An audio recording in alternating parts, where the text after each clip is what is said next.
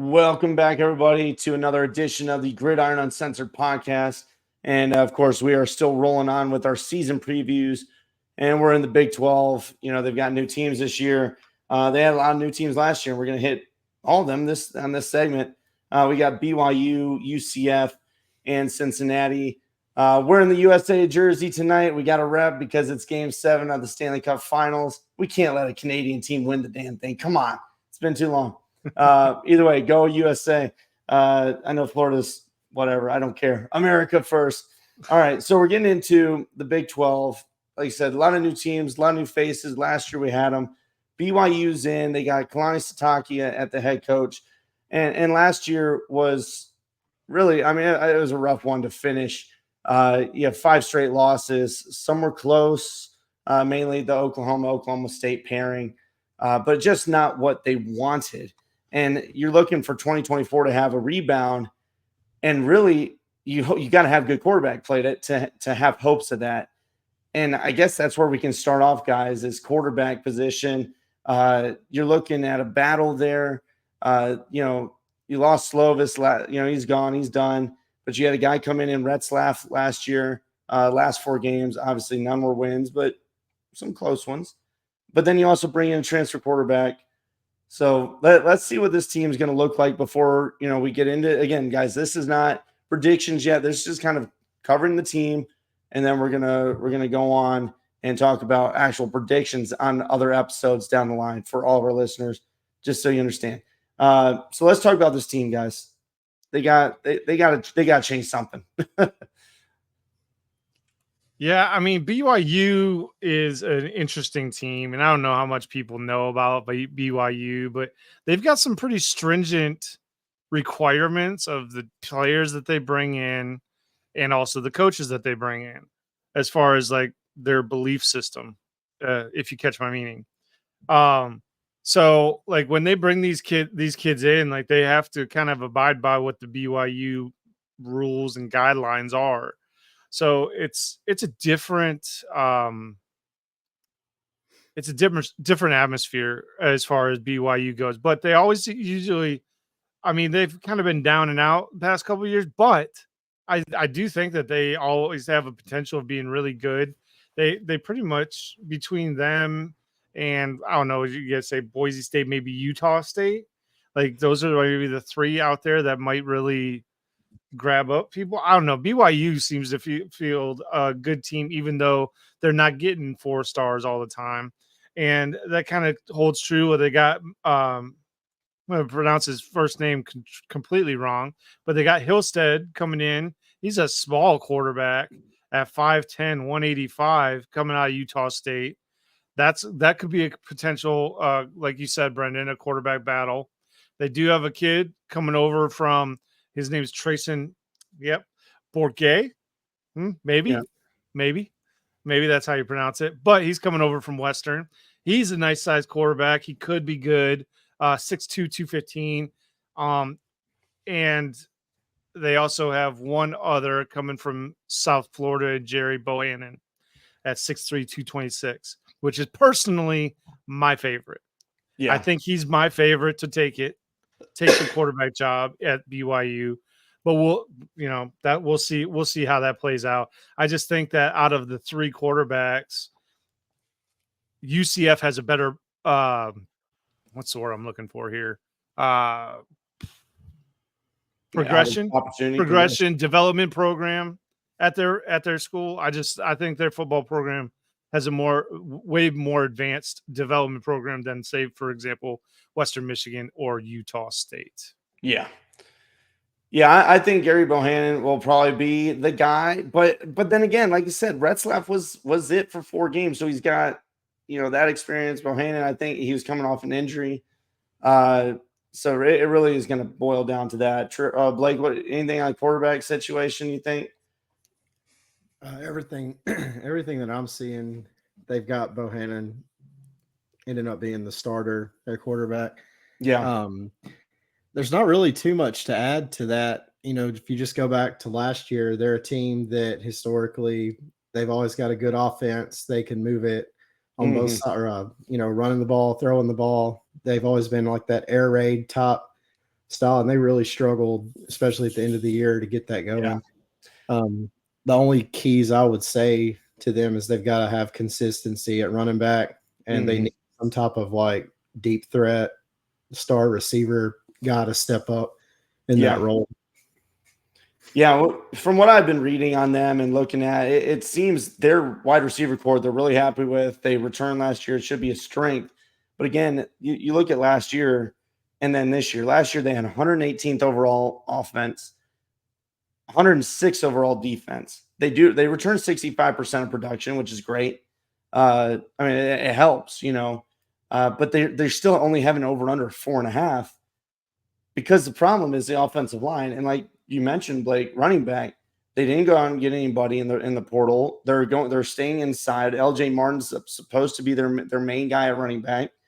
But it's the offensive line. What are they going to do to shore up the problems they had last year? They brought in 2 guys from, I'm trying to see, Southern Utah, and then where's it at? Colorado, and Isaiah Yada. But is it going to be enough? And that's where I think the problem is. Portal wise, you brought in 10, you lost 16. It's the 76th overall class. So it's not impressive, but I mean, it's something.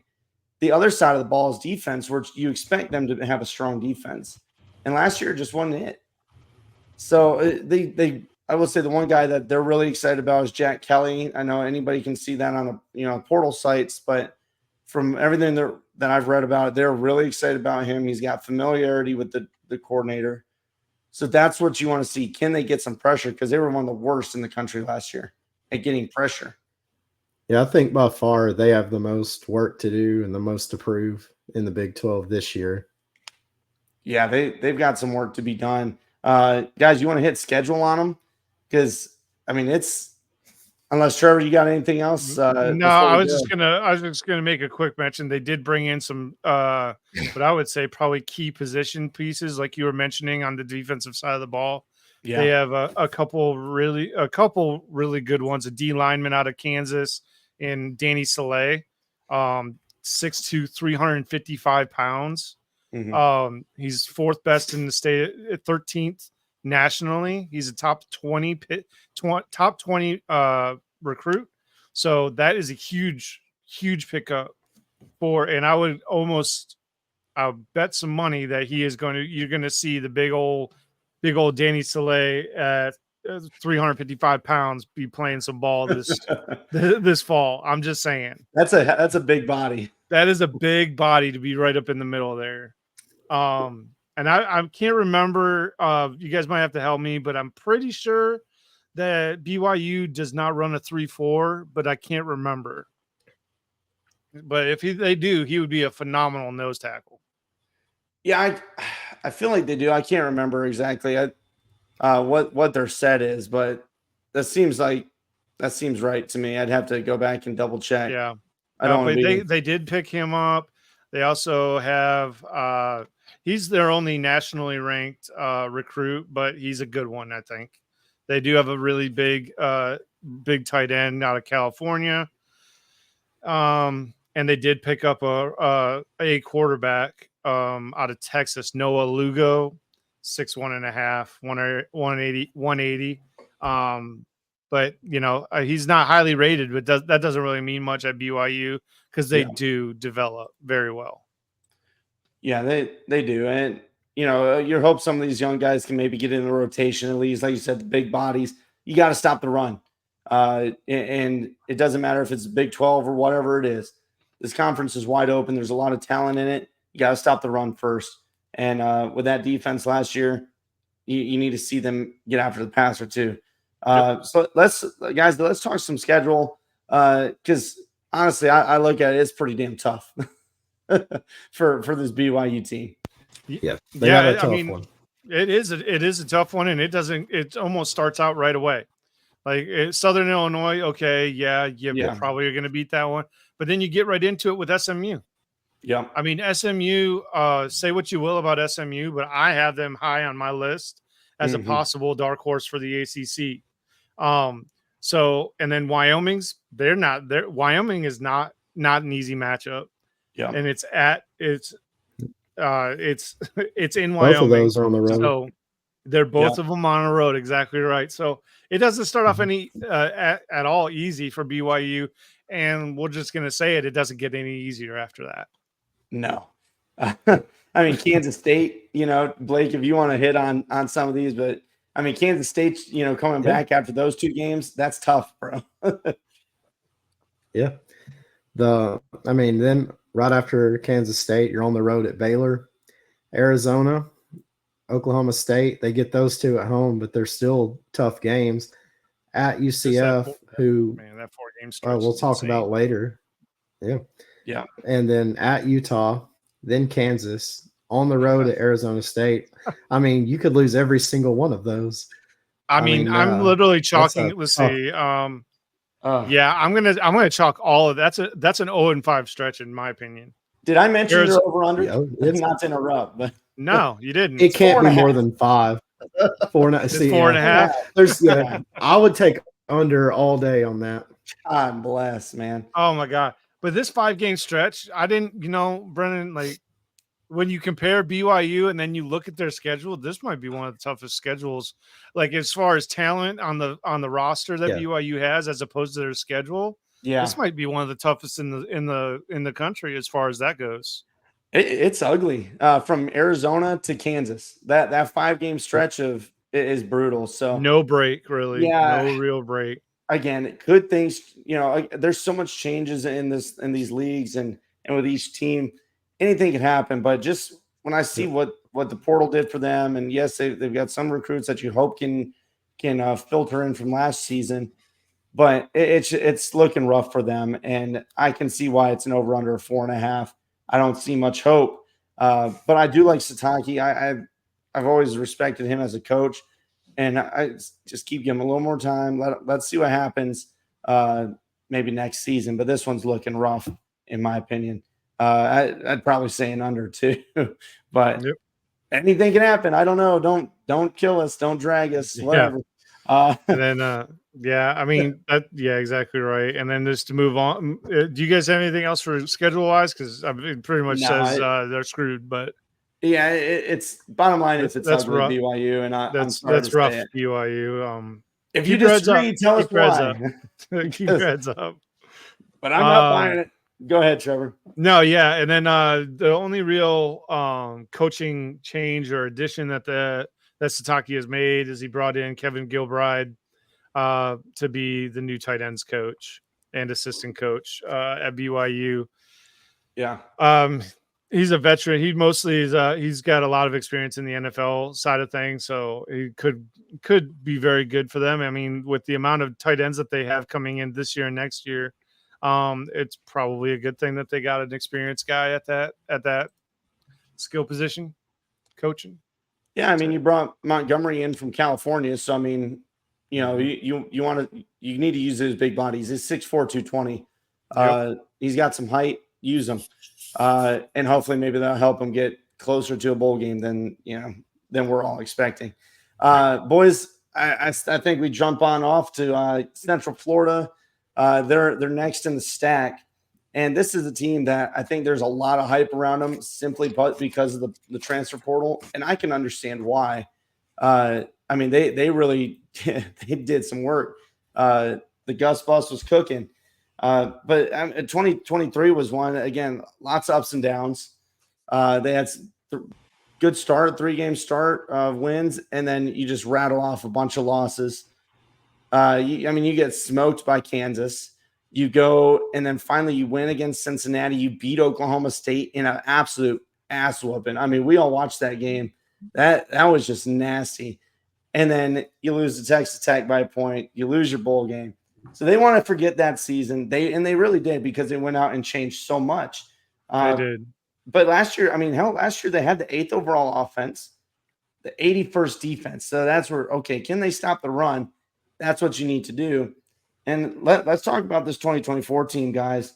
And I think most of the time you have to start in the portal with this, how much they've changed. 27 in, 27 out, 22nd overall portal class. That's pretty impressive.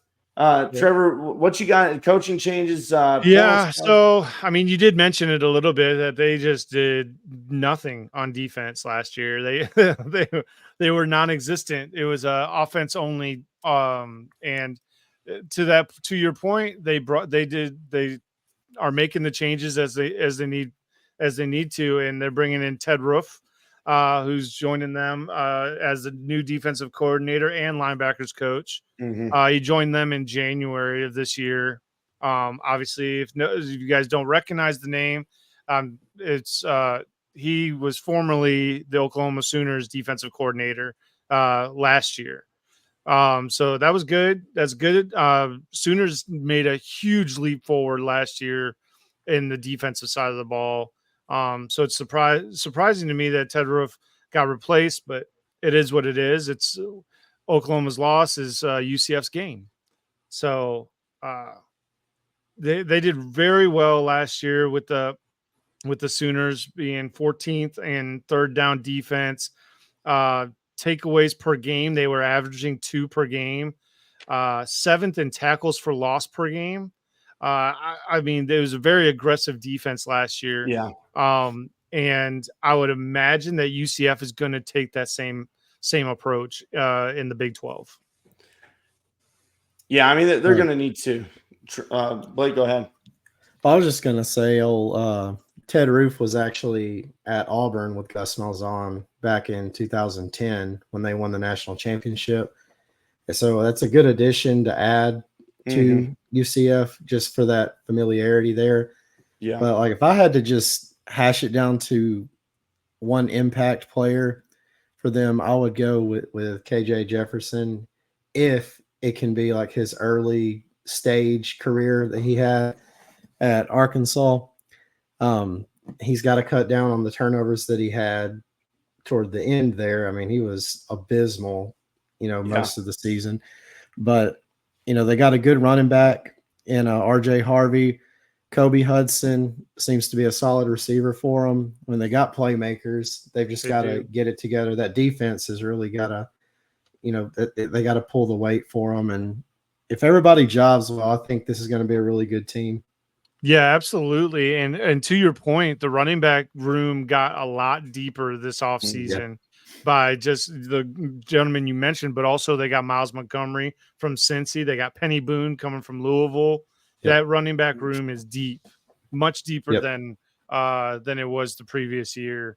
And not to mention, I mean, they got Jabari Brooks coming from Old Dominion, which is Sanford. My bad. It looked like Old Dominion from here. Well, all the guys from the portal, I mean, the names aren't flashy, but they've got a lot of. They look like solid experience. players. Yeah, absolutely. Yep.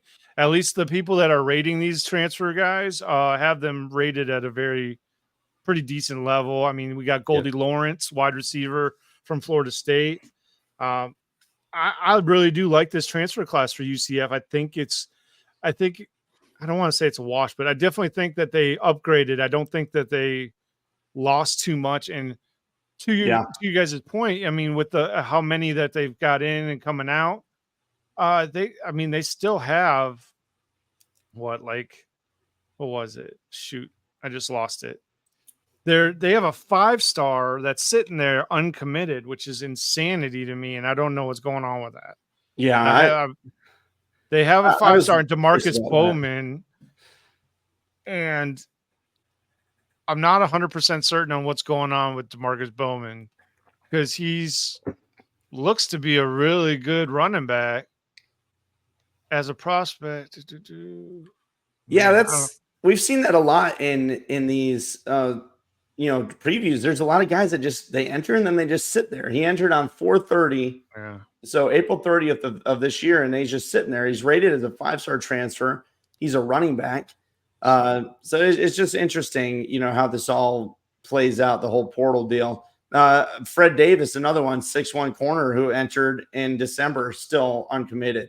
So I just don't see how that's a good business decision. I don't know. I agree with you guys, though. When I look at this team, what they lost in the portal is a lot of depth guys. They did lose a few starters, but I don't think it's going to be detrimental to this team because when you look at who they brought in, I feel like it kind of evens out, if not outweighs it. Like you said, KJ Jefferson is going to be huge. I think a lot of his problems stem just from the Arkansas problem that was around him. And really, this team is going to be the linchpin of the offensive line. There was a lot of shuffling last season. You want to see some consistency this year, but they still had RJ Harvey go off.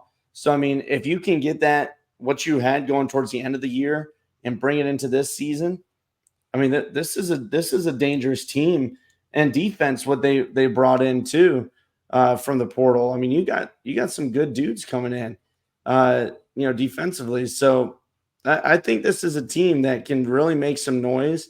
If you got guys like Cedric Hawkins, coming in from Ohio State, Kelly from Miami, Fagans from USC, you're getting a lot of talent from big schools that are coming in.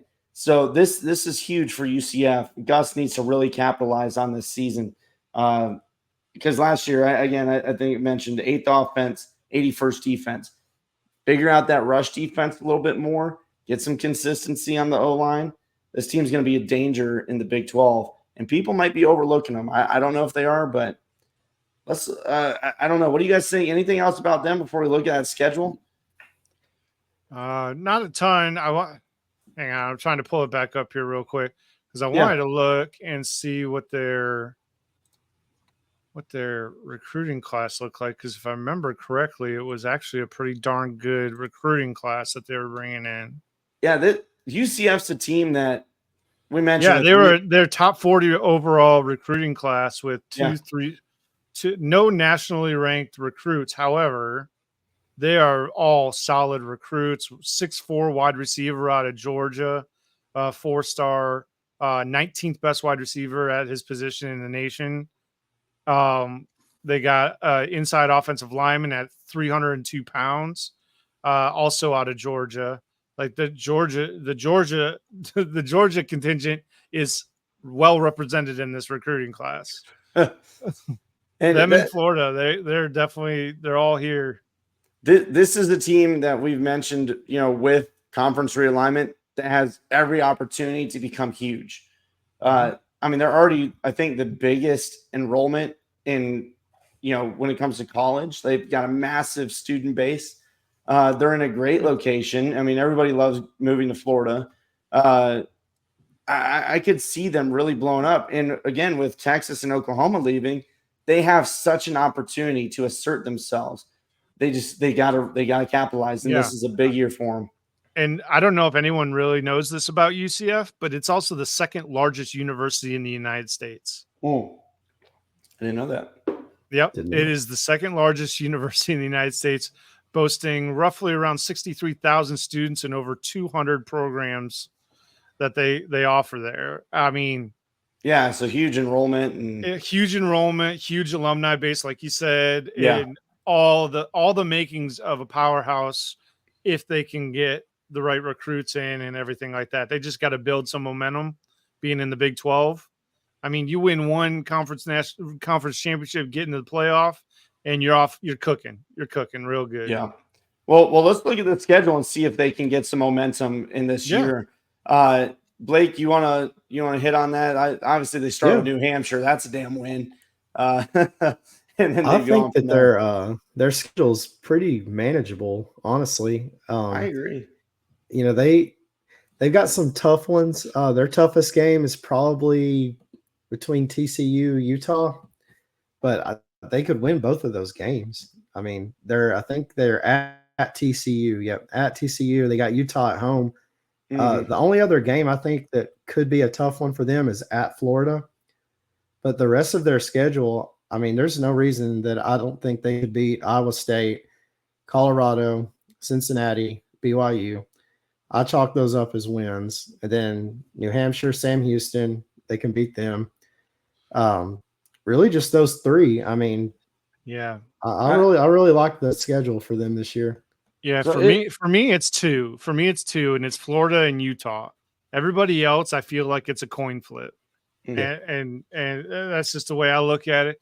Only because historically speaking, even though Arizona had this lightning in the bottle season last year, a lot of changes happened with them. And really, a lot of changes happened with almost every team that you would say that had a problem. Even Colorado, they may have the same head coach, but man, do they have a different roster. Yeah. So I'm Oh, just man. saying, like, No, that's absolutely fair. I agree with you guys. I think it's manageable, but I do think it's tough. They have an over under 7.5. So I mean, there's like hope there, and that they should make a damn bowl game. But I wouldn't. I'd say don't sleep on West Virginia. I think that's a team that can cause some problems just because of their quarterback play. Obviously, we'll talk about them later in the series.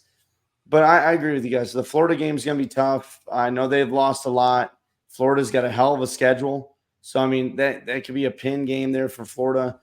TCU's an interesting one. That's your third game before a bye week. You've got to win that game if you want to make some noise this season.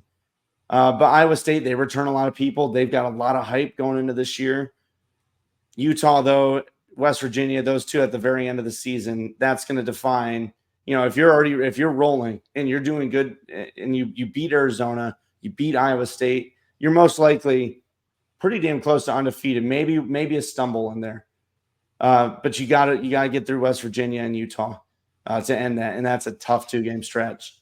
If you're trying for a Big 12 championship, I don't know. It's tough, but I can see why this team has hype and why there's hope for them in this year. And they need that momentum big time. I don't know. What do you guys think? Anything else on UCF? I think that if they beat Florida and they are undefeated through Florida going into the Cincy game, I think there is a very real shot that they make the Big 12 championship game. There's a real possibility because I see a very, I don't want to say easy because we've already talked about the Big 12, that there is a big chance that they are going to be the Pac-12 of 2024, where these teams just beat the living crap out of each other, where there's like a 2-loss and a 3 or 4-loss championship. I feel like that's a possibility. But I really think that they have a real good shot of making the playoffs, getting a playoff berth. Yeah, I'm excited to see our conference projections, guys, because the Big 12 is going to be crazy. Let's talk about a team that I feel like we all kind of agree not so much of a chance as UCF, but I kind of like what they're doing. 2023 wasn't good for them. You want to like pigeonhole that shit in the back of your memory, send that away. I mean, it wasn't great, but 33rd offense, which is nice. 93rd defense. Last year, obviously, new conference, new coach, all that crap, just sucky circumstances. But now you're looking for some consistency, some growth in this 2024 season. That's really solid portal class, a lot going for them. What do you guys think about Cincinnati going into 2024? Well, at least they got Sorsby. Yeah. That's a perk. That is a perk. I mean, he looks to be solid. I mean, honestly, you and Blake know a little bit more about him than I do. To be honest with you, guys are giving me the 411 on him a little bit, but man, that's any changes. Cincinnati's totally no. That's the problem. No, yeah, no, that is the problem I have with Cincinnati. They made minimal changes. They brought in cornerbacks coach to help with recruiting. Also, Sean Dawkins as a running back coach. Like minimal. Like really, it's no major changes to the offensive coordinator, defensive coordinator, which I think both could have gone and easily have been replaced and potentially have gotten started fresh, because last season was unacceptable. Yeah. But I believe you said last season was his first season, so I mean, yeah, I understand giving everybody a chance to kind of catch their breath, get into the swing of things. But that being said, you're in the Big 12. Good luck catching your breath because there are a lot of good teams in it. Yeah. And with you having the 60th best recruiting class, which is unacceptable. Like, unacceptable. 40th in transfer ranking. I mean, their best recruit is once again a tight end. I feel like there's a growing trend with these middle to lower tier schools, and they just seem to be collecting tight ends. So they did pick up Samaj Jones, 39th best quarterback in the nation, out of Philly. He's 5'11", 218 pounds. So I mean, that could be a good pickup for them. They're excited about him. Yeah. Yeah. I've read a few things about them, that he's looking good as a true freshman. I don't think that they would start him. I feel like that would just be a bad situation to start a true freshman, but maybe he's wise beyond his years and they're going to just go with it. But guys, honestly, I mean, it's an okay recruiting class, okay transfer portal, but you got to do better. You got to start drawing in some talent. You got to figure it out. It starts at the quarterback position, though, like we've all talked about. Starts at the O-line, defensive line, and quarterback position. Everything else you can kind of coach up. Yeah, Blake, what do you think? What are you looking at for this team? So their defense was abysmal last year. I think they can only go up from there. I like what they're doing with the players they're bringing in the portal. I think it's going to help them offensively. Bringing in Brendan Sorsby will really help ignite the passing game. Emory Jones, I've never been a fan of him from the get-go. I've never thought he was a really talented quarterback. He's quick, sure, but I think Sorsby's really going to ignite that offense. They've got Xavier Henderson coming back. He was their leading receiver with 58 catches, 782 yards. He only got 3 touchdowns, though. But they brought in a running back from Ohio State. But one thing that Cincinnati has got to change this season is turnovers. They were 0-6 last season when losing the turnover battle in games. And then other than that, I mean, it's really the same as all the other teams we talked about. If the players that they bring in really mesh well, the schedule's manageable enough that I think they could have a decent season and make a bowl game. But yeah, I don't know. It's really going to depend on what Sorsby does at quarterback and if they're going to get more consistent play out of quarterback. Yeah, I'm with you. And this is why I have hope for them. Look, they only have an over-under of 5.5, but bringing in a quarterback that can just manage the game, be consistent, and try to be safe with the football and get you first downs, I think Sorsby can do that. They have weapons. Corey Kiners was a 1,000-yard running back last year. They have the same offensive line. I mean, there's no reason why you can't build off that. And then, like you said, they brought in some guys from Ohio State, Stokes at safety. They're excited about him. But Pryor was the running back you mentioned. That gives a nice change of pace. He's obviously talented enough to go to Ohio State. They've got a loaded backfield. You're going to pop smoke and leave. So, I mean, there's nothing saying, oh, he's bad, he transferred. No, these guys have talent that they're bringing in, especially on defense, and that's where the biggest changes are. But they've got all starter caliber players that I see coming in.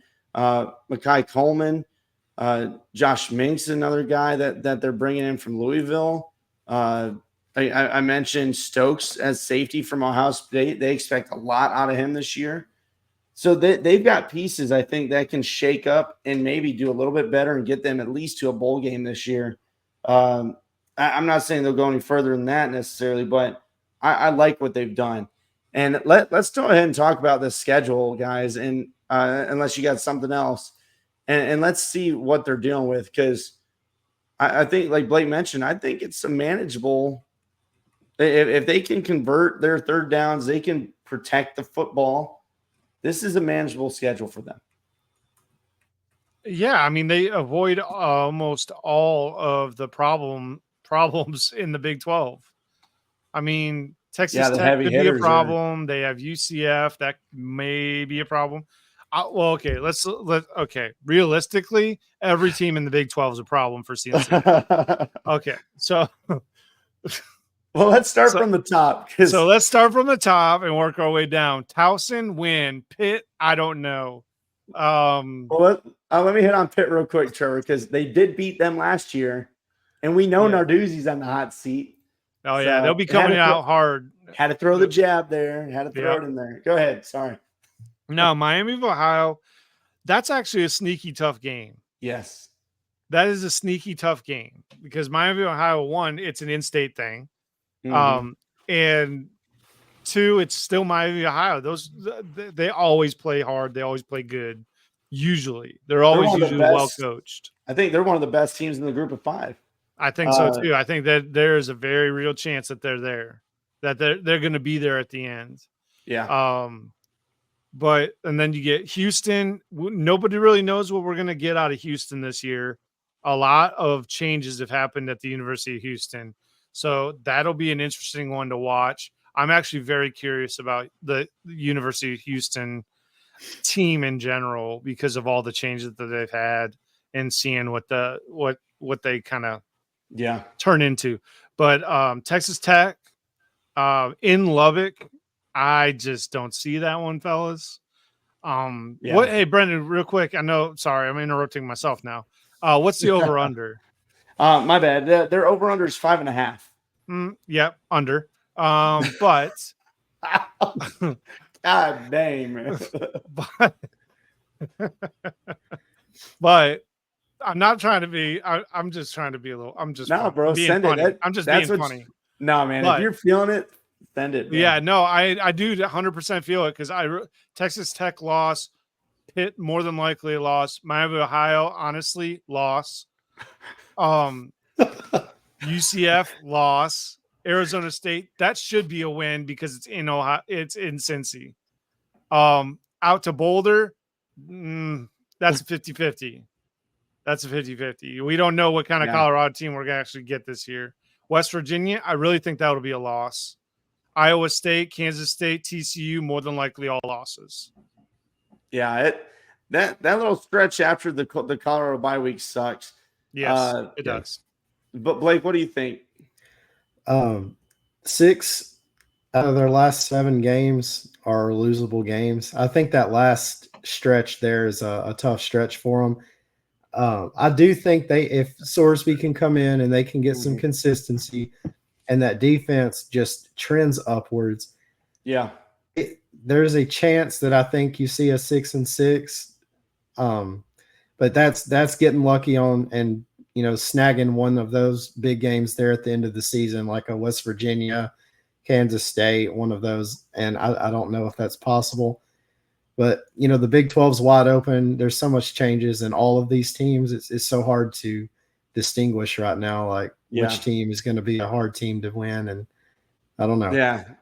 I pre-apologize, by the way. I did not realize that I had the BYU banner on this entire episode.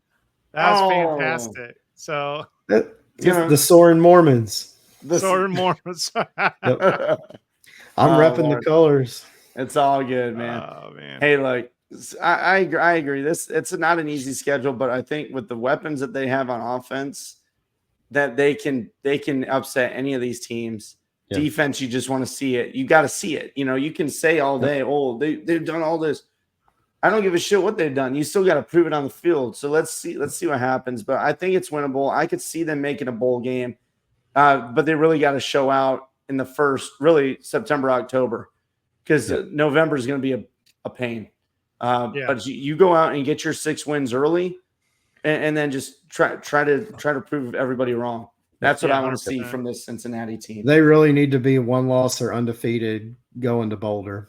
Yeah, if they want to make a bowl game. I agree. You gotta. I agree with that fully. Boys, anything else on this team? I think pretty much wrapping it up. We kind of have expectations for these teams. Obviously, the Vegas insiders have these over-unders, and they're pretty locked in most of the time.